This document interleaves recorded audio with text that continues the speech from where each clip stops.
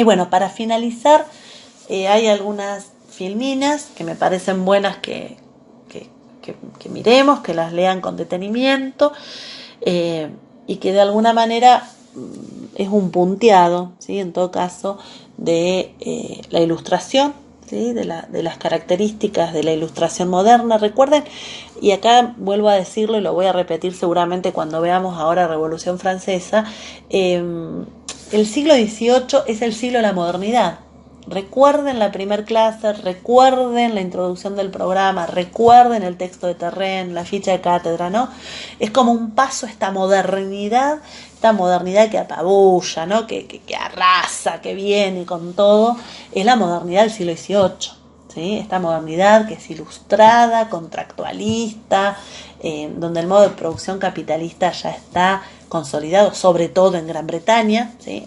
Es verdad que no, todavía iba a faltar un tiempo en Francia. Acto seguido vamos a tener la constitución del sistema de instrucción pública, ¿no? Y quien da una base filosófica, política, económica, social a todo esto va a ser la ilustración, sin ninguna duda. Es la ilustración. Fíjense lo que les pongo acá.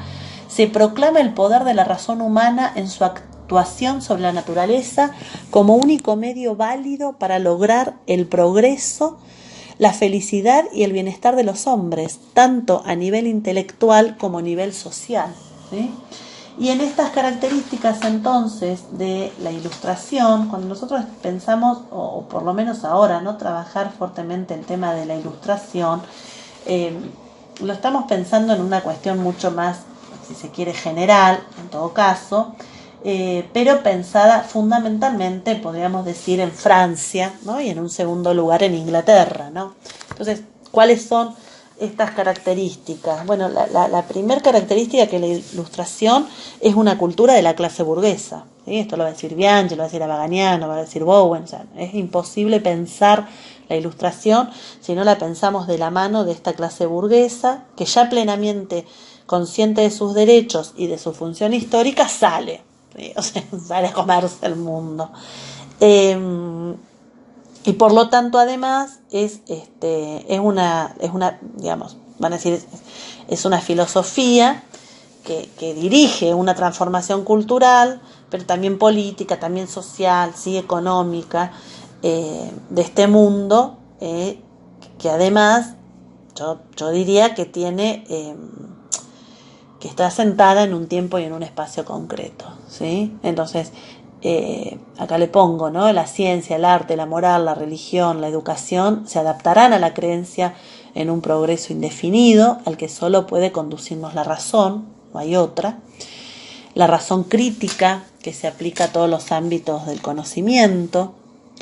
Los ilustrados confían en este binomio razón-naturaleza como un medio de asegurar al hombre un mayor bienestar y felicidad.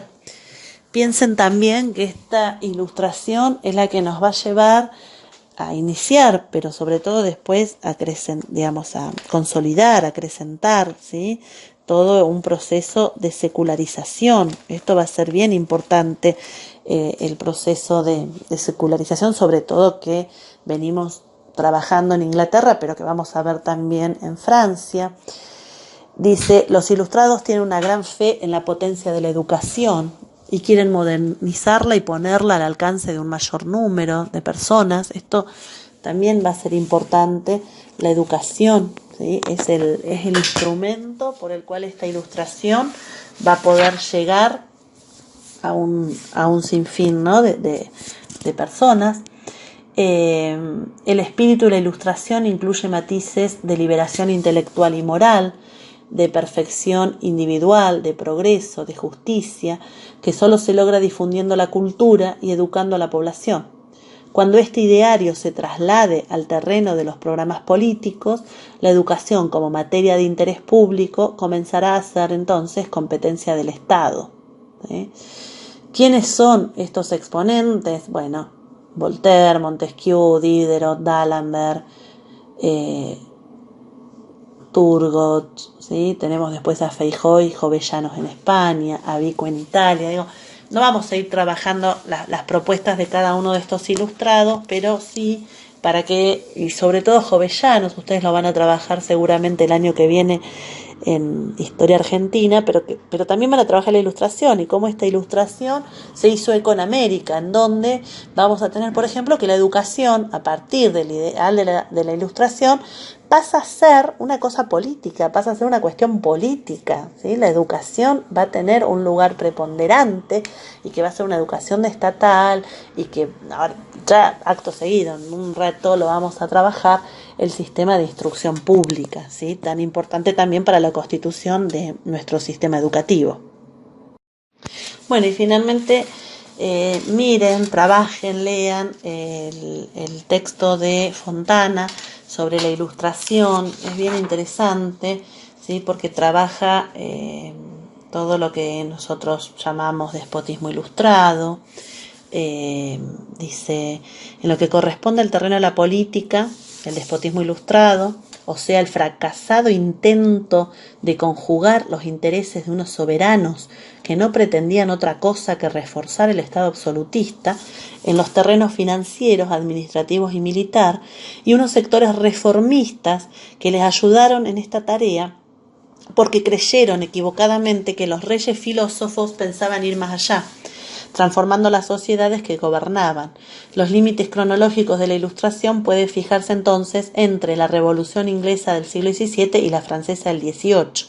La primera abrió un proceso de cambio político y económico que supone que Inglaterra lleva la delantera, en materia sobre todo política, y con el fin de estas monarquías absolutas y que dan apertura a las monarquías parlamentarias, y que, como vamos a ver después, la Revolución Francesa viene a demostrar que este proyecto, digamos, en donde el despotismo ilustrado es una monarquía absoluta, déspotas ilustrados, fundamentalmente porque estos reyes se van a rodear de ilustrados, sin ninguna duda, pero además también porque lo que vamos a tener es una nueva forma de entender, de concebir el poder, ¿sí? Y que esto va a ir muy de la mano de estas propuestas de poder, desde el Estado, del gobierno que tenía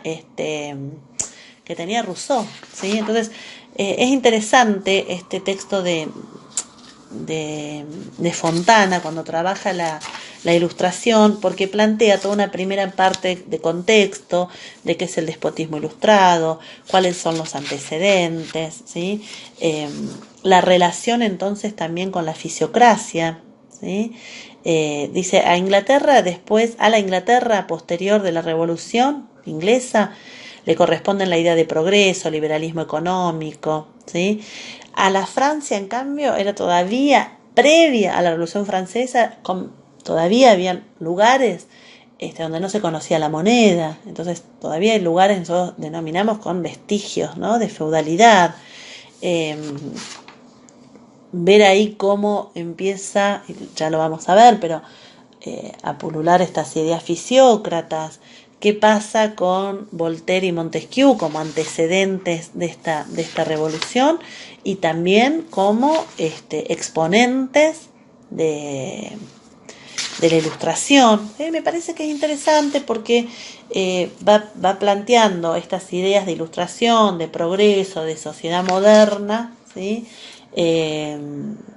Básicamente mirando Inglaterra y Francia, ¿no? Y acá me parece que es bueno que también lo lean, porque en realidad trabajan mucho esta cuestión de la ley, el escrito de Montesquieu con el espíritu de las leyes, ¿sí?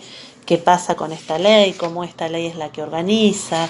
¿Cómo esta ley es la que de alguna manera lleva a las sociedades, ¿sí?, a constituirse como tales? Y después sí ya trabaja el aporte de Rousseau. Fíjense que a Rousseau como un Rousseau, Diderot, ¿sí?, D'Alembert, pone algunas citas del Emilio, que está bueno para que además reafirmemos esto que le digo. Rousseau es ilustrado con algunos elementos románticos, ¿sí?, pero es un ilustrado, no es o no forma parte del movimiento romántico, ¿sí? Y esto también es interesante. Lo trabaja con Turgot, vamos a ver ahora quién es Turgot, ¿sí?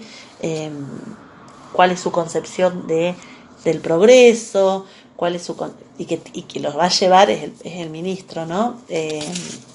Va a ser el ministro del rey. Ahora vamos a relatar cuando trabajemos la Revolución Francesa, pero como también desde medidas económicas, ¿sí? Uno ve en estas medidas económicas los elementos ilustrados. Por eso también me parece interesante lo que dice Baganiano cuando la ilustración, bueno, nos permea, ¿no? Desde lo educativo, desde lo social, desde lo político, desde lo económico.